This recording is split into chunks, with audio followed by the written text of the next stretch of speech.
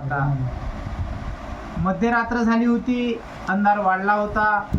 अमावस्येची ती रात्र होती. अंधाराला कमीच नव्हती. सर्व अंधकार पसरला होता. आकाशात चंद्रमा नव्हता. थोड्या फार चांदण्या होत्या.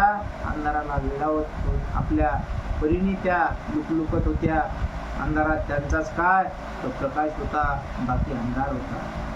म्हणजे या जगातली ही जी जननी होती, लाखो दलितांची माय, या मातेनं, ज्या माईनं 9 कोटी बाळे आपल्या पदराखाली कुरवाळली होती. आणि या 9 कोटीची माता म्हणजे माता रमाई माता. आणि ती रमाई माता जणू काही एखाद्या आकाशातल्या अमावस्येच्या काळकुट्ट, अमावस्येला काय असते, रात्र असते, अंधार असते. आणि अशा पद्धतीने या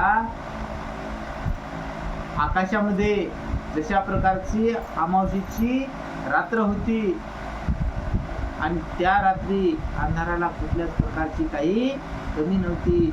आणि त्या कुठल्या प्रकारची कमी नसल्यामुळे सर्व जिकडे तिकडे सर्वकडे काय झाला होता, सर्व असा अंधार पसरला होता.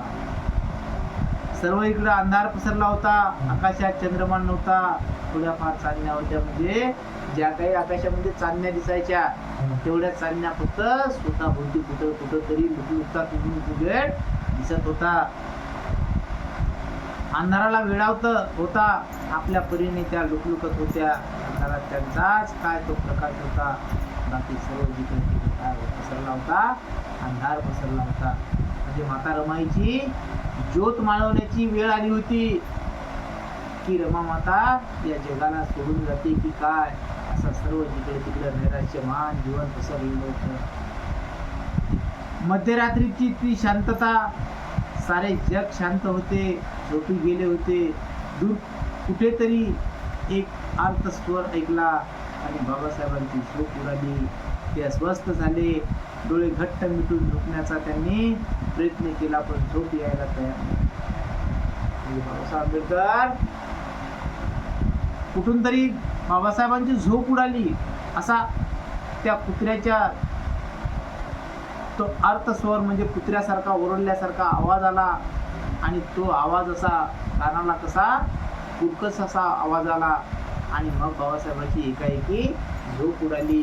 कारण का, त्यांच्या मनामध्ये काय होता, एक ध्यास होता की कदाचित माझ्या माता रमाईचं बरं वाईट होत असेल का, माझ्या रमाईला काहीतरी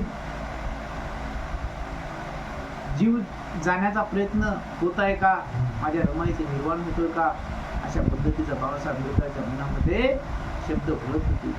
कारण माता रमाईची तब्येत अतिशय कशी झाली होती, क्षीण झाली होती. तिला आपल्या क्षयरोगानं पशारलं होतं. त्यामुळं माता रमाईमध्ये बाबासाहेब आंबेडकरांचा शेवटच्या क्षणी अतिशय जीव गुंतला होता.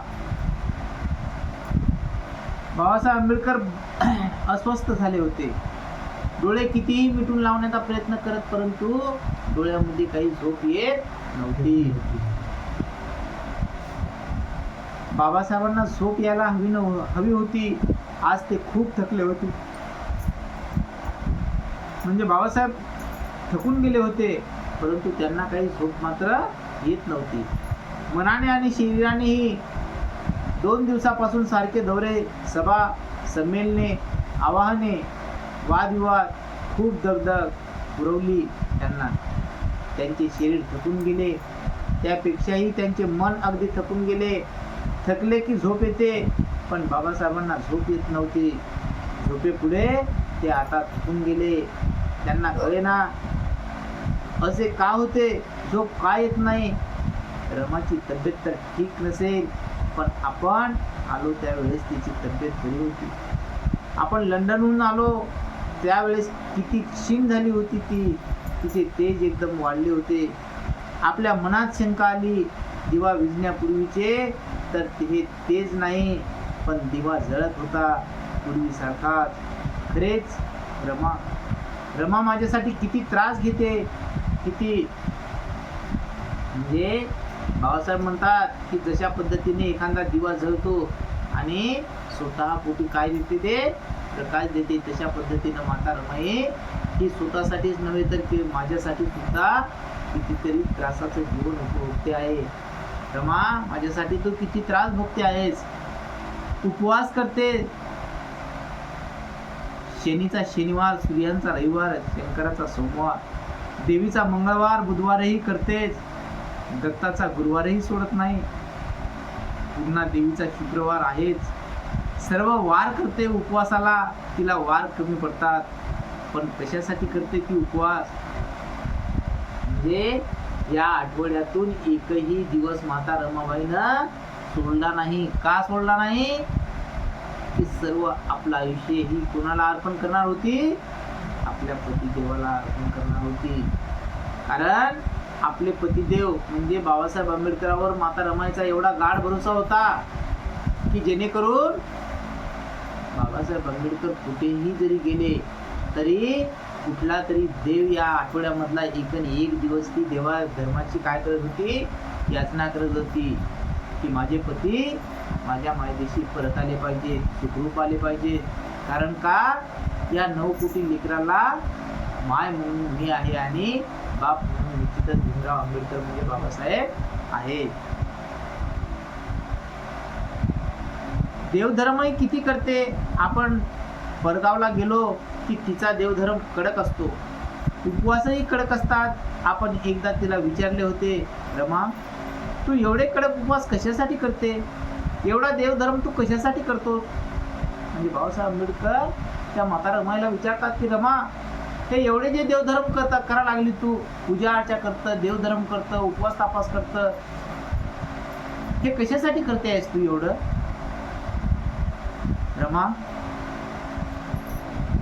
रमा म्हणाली होती, तुमच्यासाठी, माझ्या सुखासाठी नाही, माझ्या कल्याणासाठी नाही, माझ्या उत्कर्षासाठी नाही.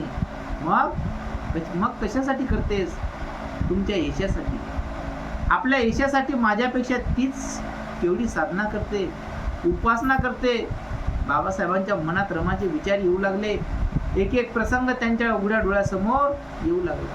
म्हणजे बाबासाहेब आंबेडकर त्या माता रमाईला विचारतात की रमा, हे जे तू उपवास करते आहेस ते कशासाठी करते ग? माझ्या सुखासाठी नाही, म्हणजे तुमच्या सुखासाठी नाही, माझ्या कल्याणासाठी नाही, म्हणजे तुमच्या कल्याणासाठी नाही, तुमच्या उत्कर्षासाठी नाही. मग कशासाठी करते आहेस? माझं कल्याण नको, माझं सुख नको, माझं उत्कर्ष नको, माझा हर्ष नको, माझा आनंद नको. मग हे कशासाठी करायला लागलीस तू? तुमच्या यशासाठी. म्हणजे बाबासाहेब आंबेडकराला हे संपादन व्हावं. बाबासाहेब आंबेडकर असे मोठे झाले पाहिजेत. काय घेऊन? ज्ञानाचं भंडार घेऊन. म्हणजे ज्याप्रमाणे समुद्राची लांबी रुंदी कधी कोणाला मोजता आली नाही, या समुद्राच्या पलीकडे जाऊन माझ्या बाबाला शिक्षण ज्ञान मिळालं पाहिजे. एवढा ज्ञानाचा साठा माझ्या बाबासाहेबांच्या मनामध्ये असला पाहिजे, बुद्धीमध्ये असला पाहिजे. म्हणजे हिमालयाची उंची जशी मोजता येत नाही तशा पद्धतीनं माझ्या बाबाजवळ काय असलं पाहिजे? ज्ञान असलं.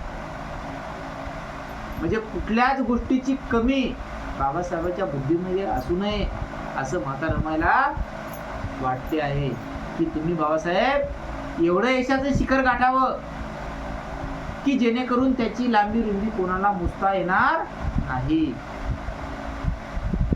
आपल्या यशासाठी माझ्यापेक्षा तीच केवढी साधना करते, उपासना करते. बाबासाहेबांच्या मनात रमाचे विचार येऊ लागले. एक प्रसंग त्यांच्या उघड्या डोळ्यासमोर येऊ लागला. म्हणजे माझ्या यशासाठी जर तू एवढं करते आहेस, हा एक प्रसंग बाबासाहेबांच्या डोळ्यासमोर येऊ लागला. म्हणजे किती त्रास. कारण मी एक दिवस जर अभ्यासाच्या लायब्ररीमध्ये बसेल असलो तर माता रमाई जेवणाचं ताट घेऊन तास एका जागेवर उभी राहते की बाबासाहेब थोडं जेवण घ्यावं. हे तुमचं वाचन चालणारच आहे, वाचन चालणारच आहे, परंतु पोटाला तुकडा भोजन घ्या. मी तुमच्यासाठी भोजन घेऊन आले आहे. परंतु बाबासाहेब उघड्या डोळ्याने टक्क लावून आपल्या पुस्तकामध्ये बघतात, परंतु रमाकडे ते त्या नजरेने सुद्धा बघत नाहीत. का? की बाबासाहेब आंबेडकर त्या पुस्तकामध्ये, त्या ज्ञानमार्गामध्ये एवढे मग्न होतात की जेणेकरून कुठलंही भान बाबासाहेब आंबेडकराला राहत नाही. आपण अन्न खावं की न खावं, परंतु वाचन मात्र आपण पूर्ण करावं. अशा पद्धतीची बाबासाहेब आंबेडकरांची काय होती, एक जिद्द होती. बाबासाहेबांना एक प्रश्न पडला होता आणि बाबासाहेबांनी रमाबाई पुढे तो प्रश्न टाकला. रमा, मला एक प्रश्न पडला आहे. कोणता प्रश्न? माझ्या मित्रपरिवार तुला माहित आहे? हो. म्हणजे बाबासाहेब आंबेडकर म्हणतात की रमा, मला एक अतिशय असा मोठा एक प्रश्न पडला आहे. आणि बाबासाहेबांनी रमाबाई पुढे तो प्रश्न मांडला. मग रमाबाई म्हणतात की रमा, मला एक प्रश्न पडला आहे. कोणता प्रश्न? रमाबाई म्हणतात, माझ्या मित्रपरिवार तुला माहित आहे का? म्हणजे माझे जे काही सवंगडी आहेत, माझे जे काही मित्र आहेत, ते तुला माहिती आहे का? तर रमाबाई काय म्हणतात, हो, ग्रंथ परिवार हाच तुमचा मित्र परिवार आहे. म्हणजे तुम्हाला इतरत्र कोणाची गरज नाही. कारण जो माणसाला कुठल्याच पद्धतीचं झाकून ठेवत नाही, तन मन धन असं देणारा फक्त एकमेव मित्र असते, तो म्हणजे ग्रंथ किंवा ते म्हणजेच पुस्तक.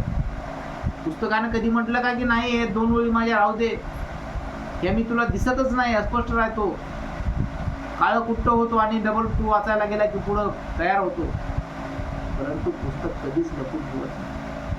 त्याच्यामध्ये जेवढं रेखाटलं असेल तेवढं रेखाटलेलं पूर्ण सखोल ज्ञान आपल्यापाशी देऊन टाकतो की बाबा रे, हे मी इतकं ज्ञानाचा भांडार आहे की तुझ्याच्याने जर घेणं होत असेल तर तू हे सगळं मनाने संपूर्ण घ्यायचा प्रयत्न. बरोबर आहे, माझे मित्र ज्ञानी आहेत, पंडित आहेत, शास्त्री आहेत, धर्मज्ञ आहेत, तंत्रज्ञ आहेत, पण हा मित्रपरिवार कुठे बसवावा हा मला प्रश्न आहे. या छोट्याशा घरात ते मावत नाहीत. रमाबाई चटकन म्हणाल्या होत्या, मग त्यांच्यासाठी एक घर बांधा. म्हणजे बाबासाहेब आंबेडकर म्हणतात की रमा, माझा हा मित्रपरिवार एवढा मोठा आहे की तो परिवार राहण्यासाठी किंवा तो परिवार ठेवण्यासाठी आपल्याजवळ जागा नाही. कारण पोळबावडीला जेव्हा बाबासाहेब आंबेडकर राहत होते, त्या पोळबावडीला एक छोटीशी 5 पत्राची काय होती, खोली होती.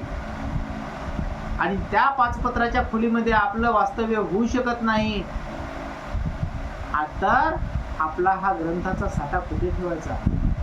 मग माता रमाबाई काय म्हणतात की बाबासाहेब, तुमचा हा मित्रपरिवार जर या घरामध्ये बसत नसेल तर मग निश्चित एखादा बंगला बांधा, हो, एखादं घर बांधा आणि त्या घरामध्ये सुसज्ज असं एक वाचनालय. रमाबाई बाबासाहेबांच्या मनातले बोलले, या ग्रंथ परिवारासाठी एक घर बांधावे अशी बाबासाहेबांची फार इच्छा होती. बाबासाहेबांची या ग्रंथावर फार प्रेम होते. मुलांच्या आईवर असते तसे त्यापेक्षाही जास्त. म्हणजे बाबासाहेब आंबेडकरांना बघा किती उदाहरण असते की पुस्तकावर बाबासाहेब आंबेडकरांचं एवढं प्रेम होतं की ज्याप्रमाणे आई आपल्या लेकरावर इतका प्रेम करते, हरिण जशी एखाद्या पाडसावर प्रेम करते, गाय जशी एखाद्या वासरावर प्रेम करते, तशा पद्धतीचं बाबासाहेब आंबेडकरांचं कोणावर आपल्या मुलाबाळावर प्रेम नव्हतं. हो, बायका लेकरं पोरं घरदार याच्यामध्ये प्रेम नव्हतं बाबासाहेबाचं. बाबासाहेबांचं प्रेम कशात होतं?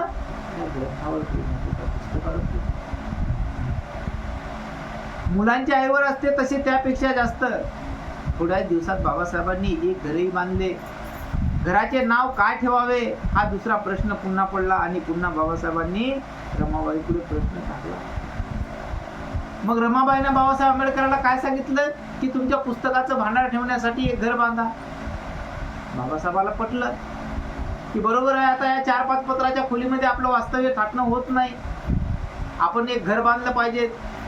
बाबासाहेबाच्या मनामध्ये जी गोष्ट होती तीच माता रमाबाईने बाबासाहेब आंबेडकरांना पुन्हा सांगितली, तिची उजळणी केली की हो बाबासाहेब, काही हरकत नाही, एक घर बांधा. बाबासाहेबाला अतिशय चांगलं वाटलं की आपल्या भावी पत्नीने, आपल्या धर्मपत्नीनं आपल्याला सांगितलं. कारण आपल्या मनामध्ये जे होतं की या आपल्या पुस्तकाच्या भांडारासाठी आपल्याला घर बांधलं पाहिजे, तेच आपल्या भावी पत्नीने आपल्याला सांगितलं. मग बाबासाहेब आंबेडकरांना एक घर बांधलं. आता घराचं बांधकाम झालं, घर संपूर्ण कलरिंग देऊन ओके झालं. मग बाबासाहेब आंबेडकर म्हणतात की रमा, मला एक अतिशय दुसरा प्रश्न पडला ग. आता प्रश्न दुसरा काय पडणार बघा. बाबासाहेबांनी तो दुसराही प्रश्न रमापुढे टाकला. रमा, मी घर बांधले, पण या घराचे नाव काय ठेवायचे? बघा बाबासाहेब आंबेडकर काय म्हणतात की या घराला आता नाव द्यायचं आहे. मग या घराला नाव काय द्यावं? या घरात कोण राहणार? आपण सारेच. आणखी कोण? माझ्या ग्रंथ परिवार. म्हणजे या घरात दलितांचा राजा राहणार आहे आणि ग्रंथराज राहणार आहे. या घराचे नाव ग्रंथ राजगृह शोभे. बघा त्या माता रमाईची कितपत बुद्धी, किती एक अडाणी बाई होती, अज्ञानी महिला होती, परंतु बाबासाहेब आंबेडकरांचं सर्वात आवडीचा आणि सर्वात प्रेम दिलेलं मुलगा म्हणलं तर कोण होता? राजरत्न. आणि त्या राजरत्नाचं नाव आपल्या या घराला असलं पाहिजे. आणि त्याच ठिकाणी दलिताचा राजा सुद्धा, त्याचंही नाव होतं ग्रंथ राजगृह. म्हणजे बाबासाहेब आंबेडकरांनी त्या ग्रंथाच्या साठी घर बांधलं आणि त्या घरामध्ये जो साठा ठेवायचा आहे तो म्हणजे ग्रंथ. आणि ग्रंथ राजगृह बांधल्यावर त्या घरामध्ये ग्रंथ राजगृह शोभेल असं माता रमाबाई बाबासाहेब आंबेडकरांना म्हणतात. की राजगृह एकदम बाबासाहेब उद्गारले आणि आपल्या घराचे त्यांनी बारसे केले. घराचे नाव ठेवले राजगृह. असा कोण माणूस आहे? कोणी काय करते? माता पित्याची छाया, पितृ, आई तुझा आशीर्वाद, आई वडिलांचं प्रेम, आई वडिलांची कृपा. परंतु बाबासाहेब आंबेडकरांनी कोणाची कृपा लिहिली नाही. बाबासाहेबांना माता रमाबाईनं जे नाव सुचवलं तेच नाव आपल्या घराला शोभेल. आणि लगेच बाबासाहेब आंबेडकरांना थाटामाटात त्या घराचा उत्साह केला. आणि थाटामाटात उत्साह केल्याच्या नंतर त्या घराला नाव काय दिलं? राजगृह. बाबासाहेबांचे मन राजगृहाकडे गेले आणि पाहू लागले रमाबाई अंथरुणावर खिळलेली आहे. ते अधिकच बेचैन झाले आणि एकदम उठून बसले. बाजूला एक मेणबत्ती अजूनही जळत होती. बाबासाहेबांचे लक्ष त्या जळत्या मेणबत्तीकडे गेले. मेणबत्ती जळत होती, क्षणाक्षणाला जळत होती आणि अंधाराला उजाळा देत होती. बाबासाहेब पाहत होते. मेणबत्ती पूर्ण जळाली. एकदम तिची ज्योत मोठी झाली आणि एकदम विझून गेली. रमा, बाबासाहेब एकदम ओरडले. त्यांची छाती धडधड करू लागली. रात्र सरता सरता नव्हती, सरत नव्हती, ती मोठी मोठीच होत होती. अखेर रात्र सरली, दिवस उगवला, पण सूर्यनारायणाचे दर्शन मिळाले नाही. आकाश ढगाळले होते, गहिवरले होते. बाबासाहेब उठले आणि तडक गावाकडे निघाले. गावी पोहोचायला त्यांना संध्याकाळ झाली आणि घरी पोहोचायला रात्र झाली. बाबासाहेब घरी आले आणि पाहतात तर रमाबाईचे डोळे त्यांच्या वाटेकडे लागले होते. डोळ्यात प्राण आणून बाबासाहेबांची त्या वाट पाहत होत्या. बाबासाहेबांना पाहिले आणि रमाबाईच्या चेहऱ्यावर आनंद झळकला. बाबासाहेब त्यांच्या उशाशी बसले. बरे वाटते ना रमा तुला? म्हणजे बाबासाहेब आंबेडकर मायदेशी परत आल्यावर त्या माता रमाईच्या डोळ्यात नजर मिळवली आणि त्या माता रमाईचे लक्ष सर्व आपल्या बाबासाहेबांकडे होते की बाबासाहेब कधी येतील, बाबासाहेब कधी येतील. परंतु बाबासाहेबांना पाहिले आणि रमाबाईच्या चेहऱ्यावर आनंद झळकला. बाबासाहेब त्यांच्या उशीशी बसले. म्हणजे बाबासाहेब माता रमाबाई त्या अंथरुणावर पडलेल्या होत्या. बरे वाटते ना रमा? रमाबाई काहीच बोलल्या नाही. त्यांच्या डोळ्यातून अश्रू ढळले. बाबासाहेबांनी ते अश्रू पुसले आणि बाबासाहेबांच्या डोळ्यात आता अश्रू जमा झाले, पण त्यांचे अश्रू कोण पुसणार? ते तसेच सुकू लागले. डोळ्यातल्या डोळ्यात ती रात्र तशीच गेली. पहाट झाली. सूर्याचे पहिले किरण रमाबाईच्या मुखावर पडले आणि क्षणभर स्थिरावले. रमाबाईची दृष्टी दूर कुठेही लागली होती. काय पाहतेस रमा? बाबासाहेबांनी विचारले. तो पहा. कोण? बैरागी. तो पहा, हा त्याचाच आवाज आहे. अलख निरंजन. बाबासाहेबांनी तिकडे पाहिले, पण तिथे कोणीच नाही. कारण बाबासाहेब आंबेडकरांचं जे स्वप्न होतं, ते स्वप्न कोणी सांगितलं होतं? बैराग्याने सांगितलं होतं की माता पिता तर राहणारच नाही, परंतु बाबासाहेब आंबेडकरांचं कौतुक पाहण्यासाठी त्याची भावी पत्नी सुद्धा राहणार.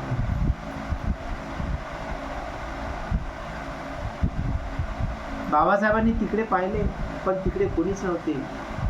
कारण तो त्या बैराग्याचा एक भास होता. ती अदृश्य शक्ती होती, ती काही दिसण्यासारखी शक्ती नव्हती. तुला भास झाला आहे ना रमा? आणि बाबासाहेबांनी रमाबाईकडे पाहिले. रमाबाईचे दोन्ही हात जोडले होते आणि दोन्ही डोळे मिटले होते. ओठ मात्र हलत होते. हळूहळू ओठही मिटू लागले होते. म्हणजे माता रमाबाई शेवटच्या क्षणाला लागल्या होत्या. माता रमाबाई सोडून जाणार. त्या आतोनात बाबासाहेब आंबेडकरांना तो क्षण जाणवत होता. कारण या अमावस्येची रात्र मावळणार होती आणि त्या रात्रीचा जो काळोखाचा अंधार होता, तो या पृथ्वी स्थलावर कोसळणार होता. हे बाबासाहेब आंबेडकरांना दिसून येत होतं. बाबासाहेब आंबेडकर ढसाढसा त्या ठिकाणी रडत होते. माता रमाबाई फक्त डोळ्यांनी बघत होत्या. त्यांना बोलता येत नव्हतं. त्यांची वाणी बंद झालेली होती. हळूहळू ओठही मिटून गेले. रमा, बाबासाहेबांनी टाळू फोडला. एखाद्या लहान मुलाने फोडावा तसा त्यांच्या प्रतिध्वनी सर्वत्र उमटला. रमा, रमा. वाऱ्यासारखा हा ध्वनी सर्वत्र पसरला आणि दीनदलितांनी हृदय पिळवटून आक्रोश केला. मा, साऱ्या दीनदलितांची ती माताच होती, रमा माता. म्हणजे एक आवना गिळला. त्यांच्या तोंडून आता एकही शब्द फुटत नव्हता. त्यांनी गोष्ट तिथे संपवली. मुले गंभीर झाली. गंभीरपणे उठली आणि निघाली. साऱ्यांची अंतकरणे भरून आली होती. साऱ्यांची पावले जड झाली होती. अशा पद्धतीने माता रमाबाई त्या ठिकाणी बाबासाहेब आंबेडकरांना सोडून जातात आणि त्या ठिकाणी माता रमाबाईचा काळ होतो, अंत होतो. बोला बुद्ध भगवान की जय, भीम भगवान की जय, महात्मा ज्योतिबा फुले की जय, माता रमाबाई की जय, माता भीमाबाई की जय, माता सावित्रीबाई की जय. एकदम